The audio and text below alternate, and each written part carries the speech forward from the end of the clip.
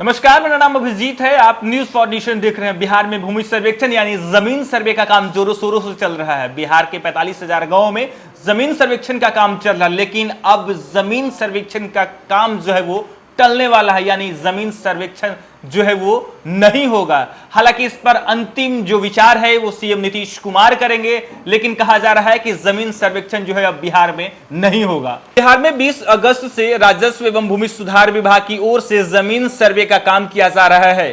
प्रदेश के 45,000 से ज्यादा गांवों में जमीन सर्वे करना है। यह शुरू तो हो गया, लेकिन लोगों को परेशानी भी हो रही है। इसी बीच जमीन सर्वे को लेकर सूत्रों के हवाले से यह खबर सामने आई है कि इस प्रदेश में कुछ महीनों के लिए टाला जा सकता है जमीन सर्वे। इसको लेकर नीतीश सरकार बैकफुट पर दिख रही है।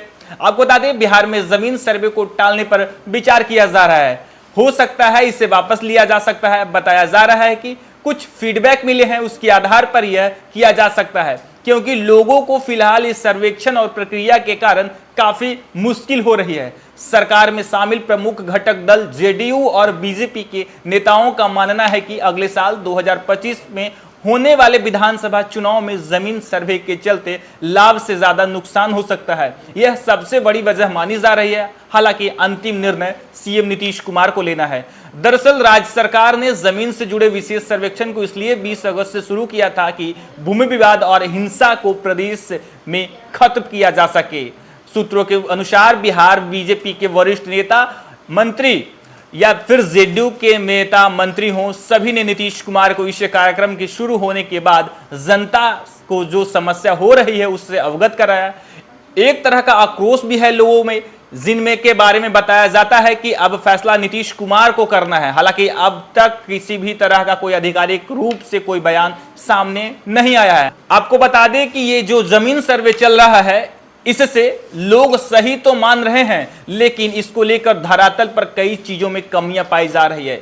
बिहार एक ऐसा राज्य है जहां पर जमीन के रिकॉर्ड अपडेट नहीं होने के चलते कई बार कोई भी प्रोजेक्ट हो उसमें हमेशा लेट हो जाता है। ऐसे में जमीन सर्वे के तहत कागजात को दुरुस्त किया जाना जरूरी था। जमीन विवाद में बिहार में ज्यादा हिंसा होती है, हत्याएं होती है, इसलिए यह शुरू किया गया था। आपको बता दें कि आंध्र प्रदेश में जो जगनमोहन रेड्डी की सरकार थी, तो उसने भी चुनावी साल में जमीन के रिकॉर्ड को डिजिटलाइज करने की मुहिम शुरू की। इसका काफी ज्यादा राजनीतिक खामियाजा सत्ता से बाहर जाकर उठाना पड़ा। ऐसे में बिहार की एनडीए सरकार उस गलती को दोहराना नहीं चाहती है, और अब बिहार में फैसला कब होगा, कैसे होगा, यह सब कुछ नीतीश कुमार के ऊपर निर्भर करता है। बिहार में जमीन सर्वे का काम जोरों शोरों से है।